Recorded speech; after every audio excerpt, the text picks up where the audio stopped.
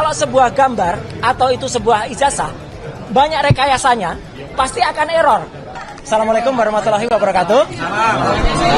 Alhamdulillah kami berdua dan juga sebenarnya bersama dengan Dr. Tifa, bersama juga dengan Dr. Taufik dan juga dengan Pak Rizal Fadilah, ya. Kami tadi di dalam bersama dengan tim TPUA, ya, dan langsung diketuai oleh Pak Egy Sujana dan juga ada Pak Muslim Arbi, Bu Kurnia dan juga beberapa petinggi TPU yang lain. Kami alhamdulillah sudah memaparkan dan sesuai dengan kapasitas itu menyampaikan ke depan paparan dari gelar perkara khusus, ya. Pertama-tama yang perlu saya sampaikan, karena saya tahu itu insya Allah itu pasti akan ada tantangan dari mereka, ya. Maka saya sudah siapkan dulu, jadi supaya membuktikan gak usah banyak pertanyaan. Saya tadi sampaikan kenapa saya juga bicara soal Undang-Undang Keterbukaan Informasi Publik. Nah, sebelum tentang Undang-Undang Keterbukaan Informasi Publik itu diberikan, saya sampaikan kalau selama ini mungkin teman-teman banyak lihat, saya dulu ikutnya keterlibatan di apa?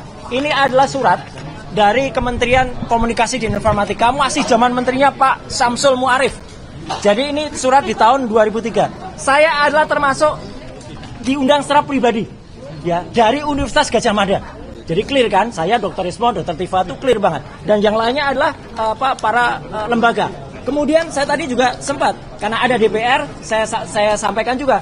Untuk DPR, saya berkali-kali menjadi ahli di DPR sebelum saya menjadi anggota DPR, ya. Jadi clear banget. Ini undangan untuk khusus pribadi saya selaku ahli multimedia telematika.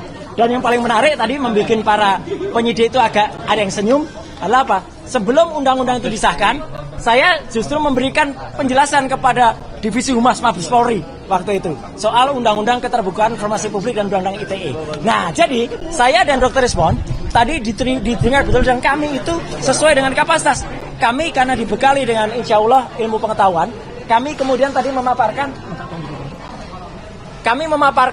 apa yang ada, yang tadi mungkin pada saat masuk sudah disampaikan, tapi ini saya jelaskan lagi. Saya menjelaskan tentang analisis teknis ijazah dan skripsi yang 99,9% palsu, ya. Dan saya terbuka sekali, kami terbuka. Paparan ini baik secara hardware maupun secara software tadi kami berikan dan Pak Kepala pimpinan itu suka sekali menerima, langsung dibaca dan langsung di-copy untuk anggota supaya nanti bisa di semuanya, ya.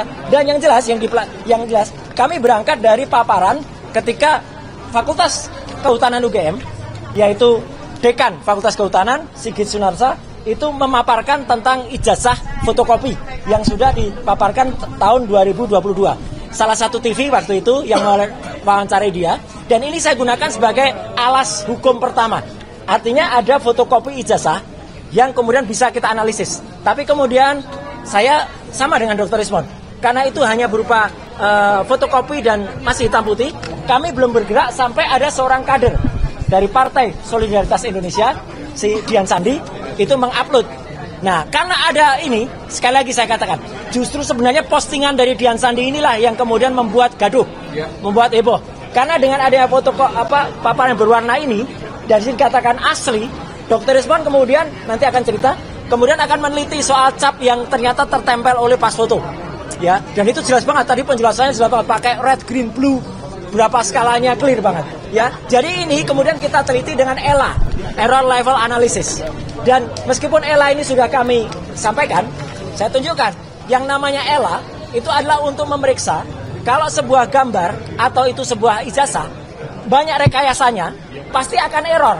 Teman-teman lihat, ini ijazah saya tahun 91. Dengan dikoreksi pakai ELA, dengan dites pakai ELA, masih ada huruf-hurufnya masih kelihatan. Bahkan kalau ini full di ELA, teman-teman bisa lihat, masih ada bekas-bekas jejaknya. Tuh, masih ada. Artinya ini asli. Itu legislasinya juga masih ada, ya, legalitasnya masih ada, pas foto saya juga masih kelihatan, logo UGM masih kelihatan.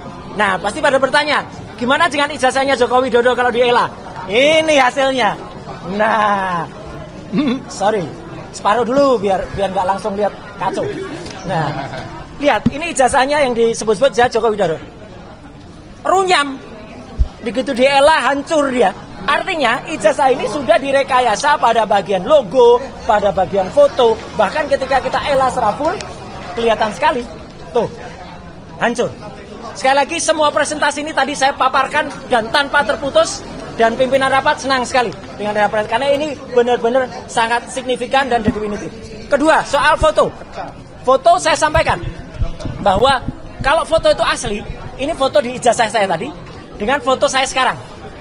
Ada software yang namanya face comparison, itu akan mengatakan match.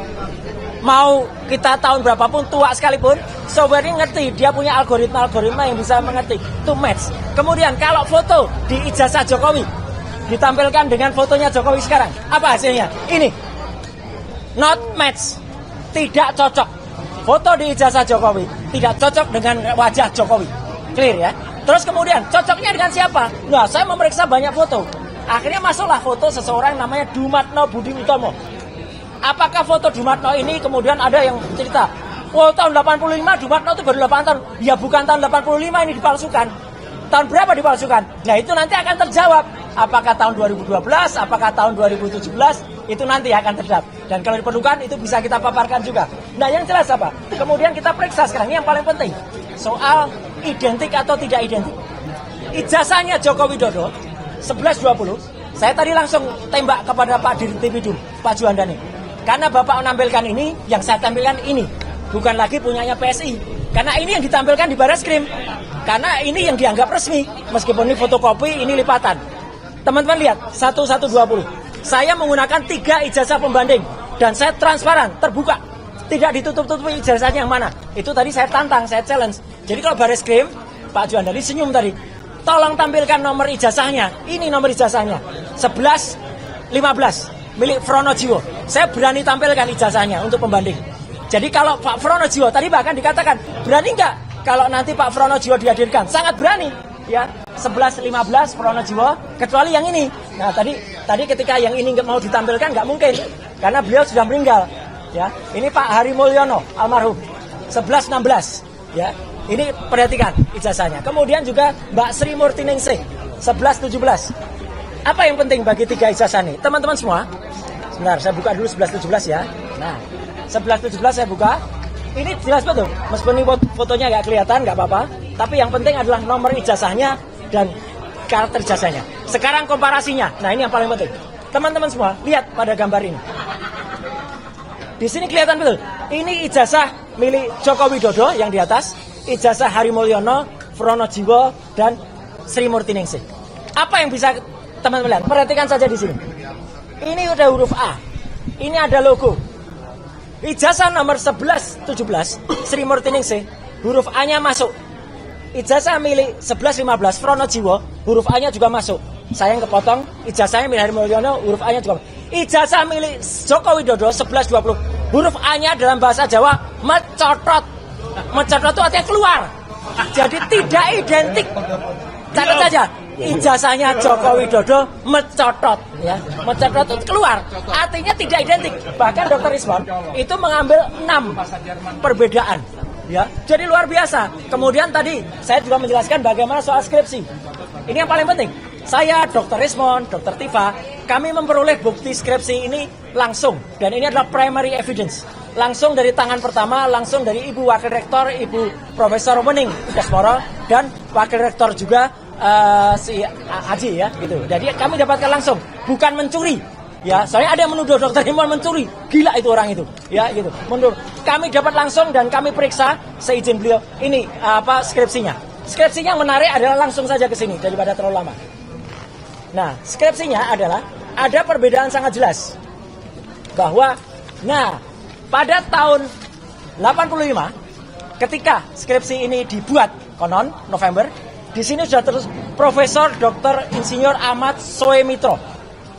Padahal Profesor Ahmad Sumitro, harusnya pakai U, baru mengucapkan pidato pengukuhan guru besar pada bulan Maret tahun 1886.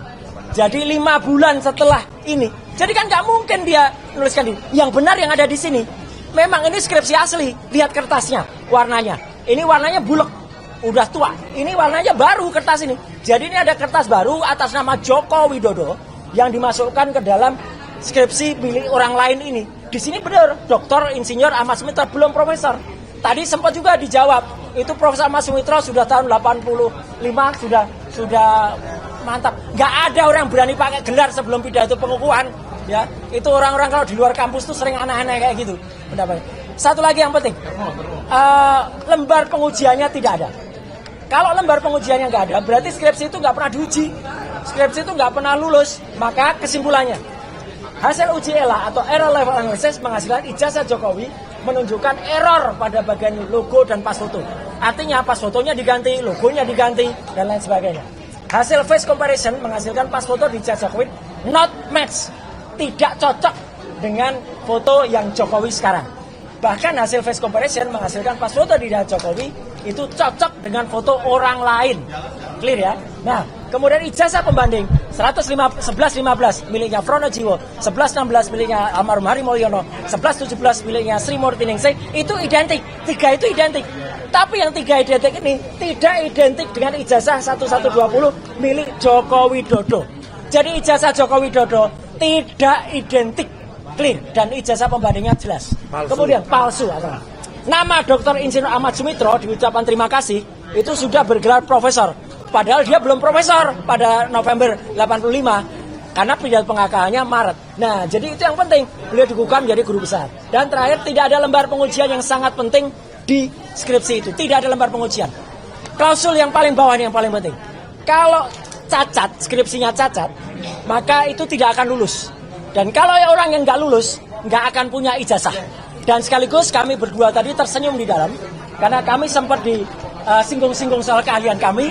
Saya tunjukkan tadi dengan berbagai dokumen, kemudian berbagai sertifikat, berbagai pengakuan dari DPR, dari Kementerian Kominfo waktu itu, bahkan dari Mabes Polri, kita sah semuanya. Dan lucunya, orang yang men-challenge kami itu tadi katanya mengaku ahli digital forensik, ternyata ahli sastra, ya. Karena dia nggak punya presentasi apapun, cuman ngomong aja bla bla bla bla bla. Kemudian sempat ini fakta ya, saya tidak menutupi, sempat di stop oleh Pak Kepala Rawasidik, karena udah kamu nggak, dia pengatakan kamu loh itu, udah kamu nggak usah cerita itu, kami sudah tahu, cerita saja apa yang kamu bisa bantah untuk mereka, untuk beliau-beliau itu.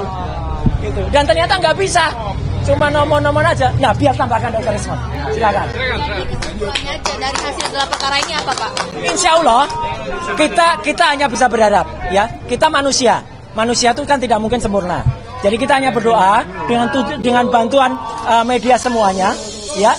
Moga-moga apa yang saya persembahkan untuk TPUA, apa yang kami persembahkan untuk ini bisa diterima dan bisa mengubah, ya, apa yang kemarin terjadi. Tapi tentu itu semua kita juga harus mohon doa, moga-moga mereka semua yang ada di ruangan diberikan hidayah oleh Allah Subhanahu wa taala. Amin. Itu ya.